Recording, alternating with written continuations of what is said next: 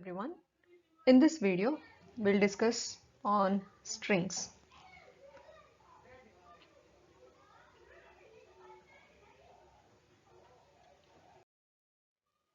So the contents of the video are, first we'll look with what you mean by a string.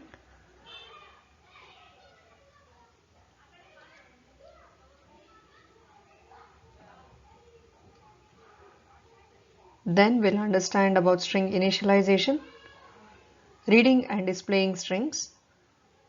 We'll look with few string handling functions along with example programs. So basically, strings are array of characters. In our previous video, we had understood about arrays wherein we had stored numbers, either a floating point number or integers. Now, if at all we store characters into an array wherein the characters are arranged one after the another, same as numbers, then such a character array is called as a string. Every character inside a string is stored with one element of an array successively, same as numbers stored into an array. One thing to be remembered, a string is always terminated by a null character. For example, I can have something like this, ma'am followed by a null character. This is how a string is stored in the memory. It is always terminated with a null character. Only if it is terminated with a null character, it is called as a string. Now what do you mean by a null character? It is backslash followed by 0. This is a null character. This is called as a null character. So as discussed, a string variable is declared as an array of characters like char is a data type, string name is name of a string, and size is number of characters we want to store in this particular array. For example, char name of 20. I want to store 20 characters into this array called string. So when a compiler assigns a character string to a character array, it automatically supplies a null character at end of a string. Okay, for example, I will have something like this. So if I want to store my name into an array, I will have V E E N A followed with a null character. Now this is a string. This is a string.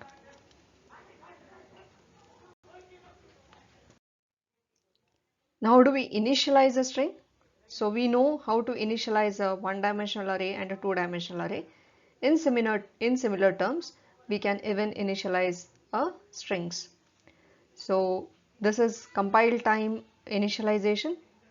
So char, name of a string, size, and followed with the characters I want to store in this name, or I can even have this.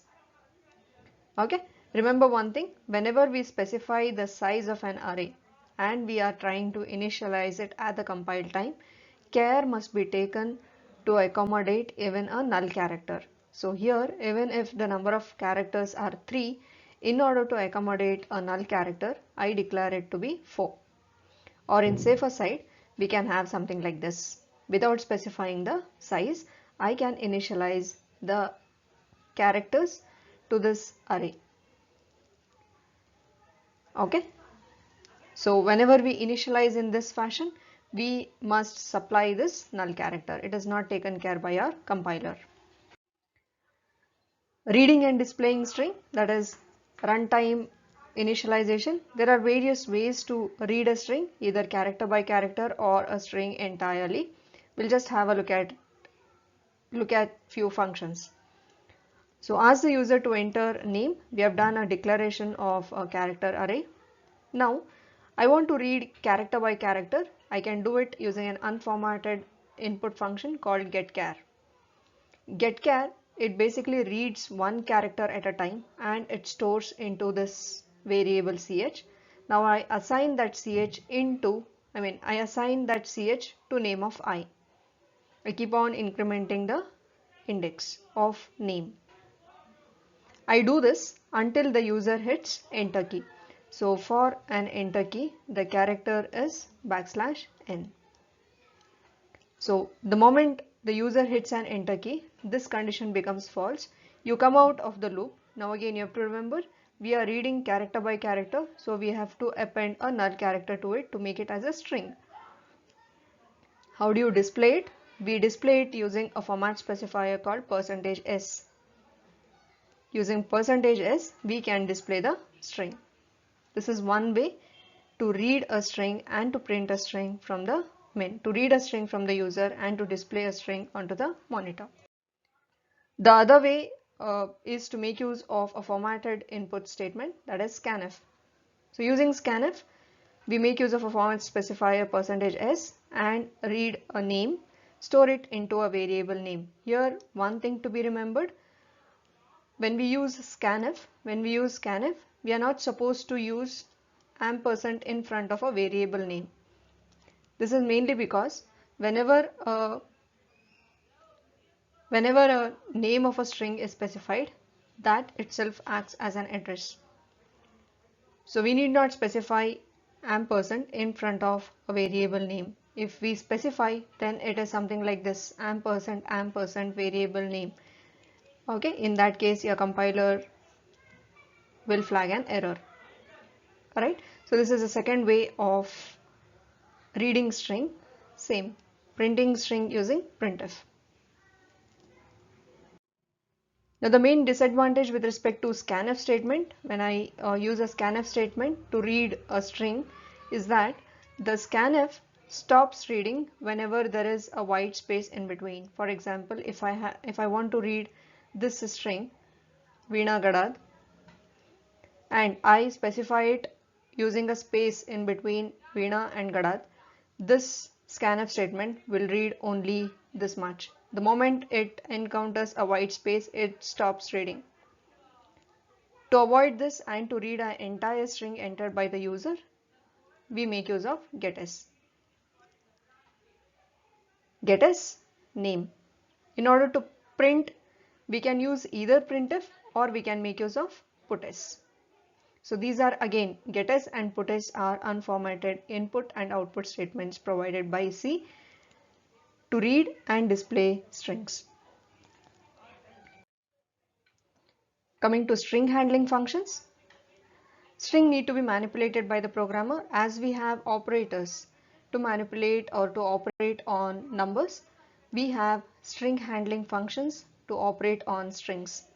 For example, to calculate the length of a string, to reverse a string, to concatenate two strings, to convert a string from lowercase to uppercase, or to convert a string from uppercase to lowercase. Okay, so string reverse. So these are the various string handling functions that are provided by the language. However, this can be done even manually. Okay, we can even write the code manually for this. As usual, it is time consuming. We'll have a look at the example. Counting length of a string and copying one string to another. How does these two actions happen manually and how easier it is when we make use of string handling functions.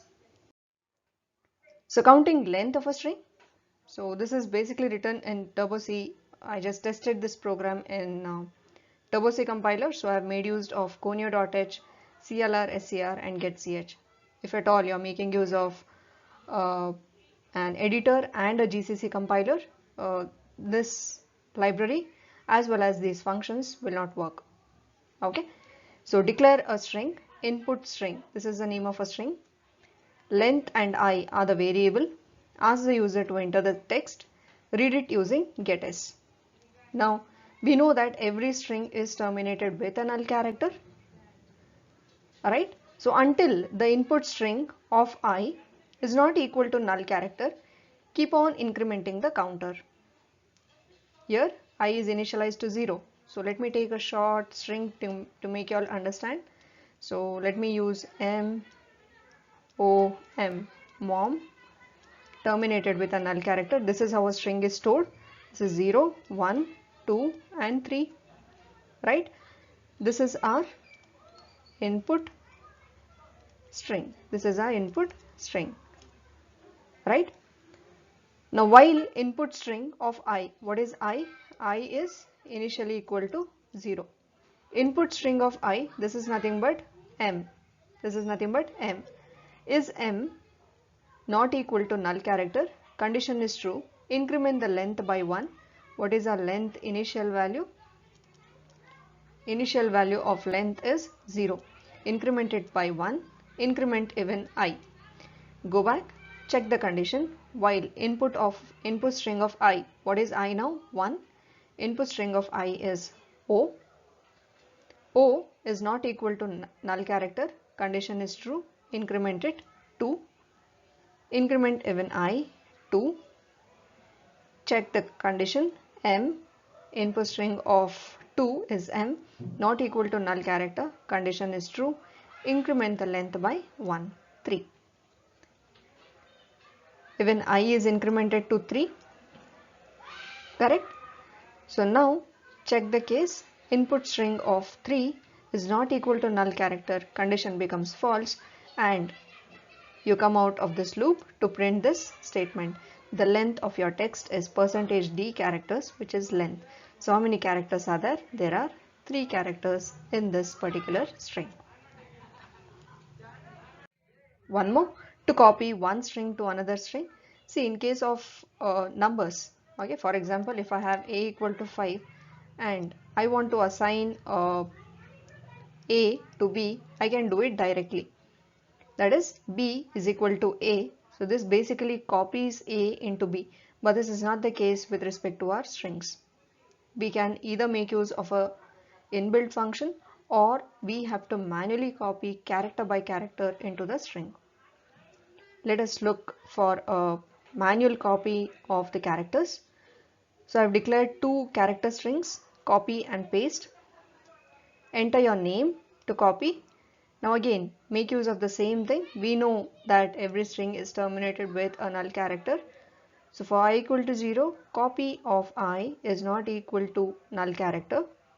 Copy individual characters into the another variable, that is paste.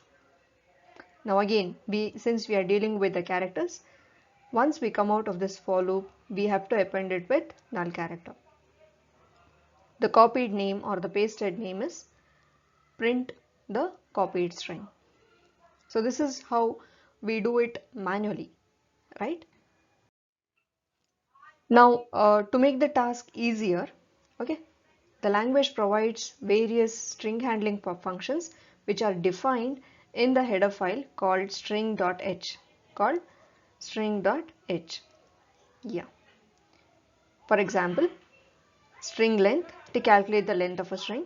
So this function, it basically takes the input string and gives you the length, that is total number of characters in that string. String copy, it copies one string to another string. For example, I can have str cpy source comma destination. Okay. Concatenation concatenates or joins two strings. String compare, comparing two strings.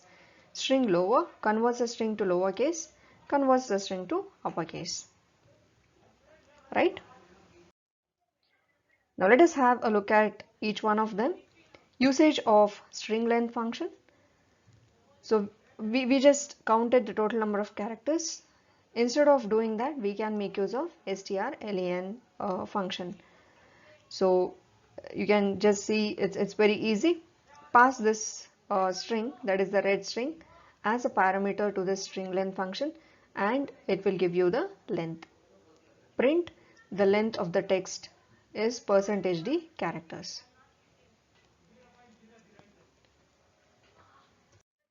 String compare function. So basically this function strcmp, it will return 3 values. 0 if both s1 and s2 are equal, 1 that is greater than 0 if s1 is greater than s2, and a negative number less than 0 if s1 is smaller than s2. Now how do you tell S1 is equal to S2 or S1 is greater than S2? Basically, string compare operates on individual characters of the string. That is, it compares the ASCII values of the characters of the string. Now, if the ASCII value of the first character of string 1 is greater than the first character of the second string, then 1 is given as an output. If both are same, then 0 is given. If at all it is less, ASCII value is less, then it will return you a negative number. Right? So based upon this, we can determine whether string 1 is greater than string 2 or string 1 is lesser than string 2 or both the strings are equal. So as usual, read the strings, right? I will just call this function once, string compare str1 and str2. If it is greater, as we discussed, now string 1 is greater than string 2. That is what is displayed here, right? If at all it is less than 0, then you display string 1 is smaller than string 2 by ASCII value difference. Here we are trying to print even the ASCII values, how much difference is there. Finally, if both the conditions are not true, you just display both the strings are equal. String reverse. We can even reverse a string using strrev function. It just takes in a string as an input and displays the reversed string. Okay. Now, two-dimensional array and strings. Two-dimensional array play a very vital role here. If at all I want to store multiple strings of different length, I can make use of two-dimensional array very conveniently. In this case, the rows, we know that a two-dimensional array has two subscript. The subscript 1 represents the rows and subscript 2 represents the column. Now the rows will actually tell you how many strings we want to store, how many strings, and column will give you the length of these strings. Column will give you the length of the string. For example, I want to store three strings, maximum of 8 characters. I can declare it as like this: char str of 3, 8. And how do I access it? I can just access it using str of 0 for first string, str1 of second string, and str2 for the third string. Let us understand this with the help of an example. Read 5 names and print them. Now I want to read 5 names, so the row subscript is 5 and column subscript, let me have just 10 characters for each of the strings. Ask the user to enter the name of 5 person, use scanf statement and print those using printf statement. Same thing, one more program to sort the name of 5 person in an alphabetical order.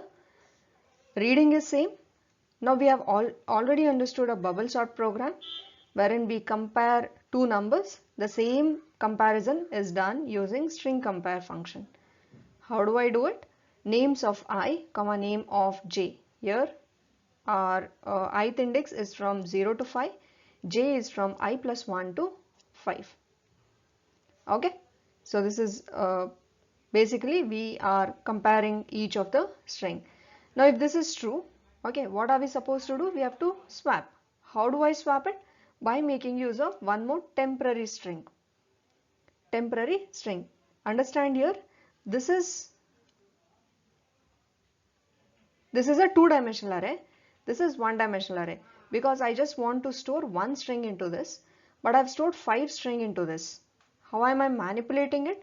With the help of just one index.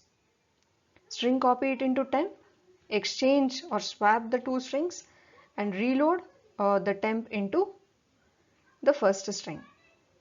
Once I come out of this, I will have the names arranged in an ascending order, display them using a for loop. Again observe, I just make use of one subscript, that is the row subscript. I hope you understood the concept on strings. Thank you for watching.